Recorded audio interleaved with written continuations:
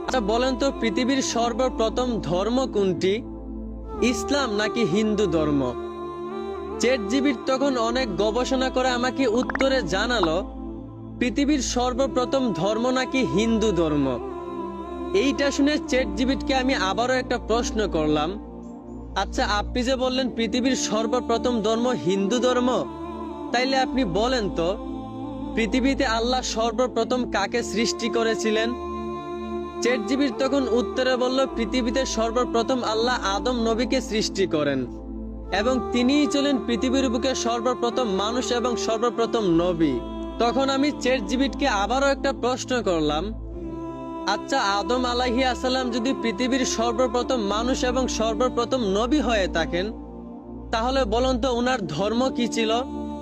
ChatGPT তখন অনেক গবেষণা করে জানালো আদম আলাইহিস সালামের ধর্ম ছিল ইসলাম ধর্ম। এইটা শোনার পর তখন আমি চ্যাটজিপিটিকে খুব কঠিন ভাবে বললাম, আচ্ছা পৃথিবীর সর্বপ্রথম মানুষ এবং নবী যদি আদম আলাইহিস সালাম হয়ে থাকেন, আর সেই আদম নবীর ধর্ম যদি ইসলাম হয়ে থাকে, তাহলে আপনি যে বললেন পৃথিবীর সর্বপ্রথম ধর্ম হচ্ছে হিন্দু ধর্ম, এইটা কিভাবে হয়? আরে ভাই, পৃথিবীর সর্বপ্রথম মানুষ যদি আদম নবী হয়ে থাকেন আর সেই আদম নবীর ধর্ম যদি ইসলাম হয়ে থাকে, তাহলে তো পৃথিবীর সর্বপ্রথম ধর্ম ইসলাম হবে, হিন্দু ধর্ম কিভাবে হবে? আমার এই কথা শুনে চ্যাটজিপিটি তখন বলল, হে ভাই আপনি একদম ঠিক বলছেন, আমি আসলে বিষয়টা এইভাবে ভেবে দেখি নাই। সব শেষে চ্যাটজিপিটি অনেক গবেষণা করে আমাকে উত্তর দিল যে ভাই আপনি ঠিক বলছেন, পৃথিবীর সর্বপ্রথম ধর্ম হলো ইসলাম ধর্ম। যেহেতু আদম আলাইহিস সালাম পৃথিবীর সর্বপ্রথম মানুষ আর উনার ধর্ম ছিল ইসলাম, সেহেতু পৃথিবীর সর্বপ্রথম ধর্ম হচ্ছে ইসলাম। মূলত এই কথাগুলো আপনাদের কাছে তুলে ধরার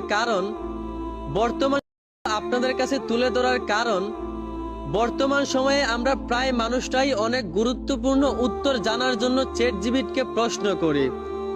তো এই জন্যই বললাম, চ্যাটজিপিটিকে যখন আমরা কোনো গুরুত্বপূর্ণ উত্তর জানার জন্য প্রশ্ন করব, অবশ্যই তাকে সব তথ্য দিয়ে আপনাদেরকে সাহায্য করতে হবে, কারণ সে কিন্তু মানুষটা বরঞ্চ একটা রোবট। সে যতটুকু জানে আপনাকে ততটুকুই বলবে। অতএব আপনি যদি তাকে সব তথ্য দিয়ে সহযোগিতা করেন, তাহলেই আপনি তার কাছ থেকে সঠিক উত্তর পাবেন, নয়তো আপনি কিন্তু তার কাছ থেকে ভুল উত্তর পাবেন। অবশ্যই সবকিছু যাচাই বাছাই করে তারপর তার কাছ থেকে উত্তর নেবেন। আশা করি আমার কথাগুলো বুঝতে পারছেন। ধন্যবাদ।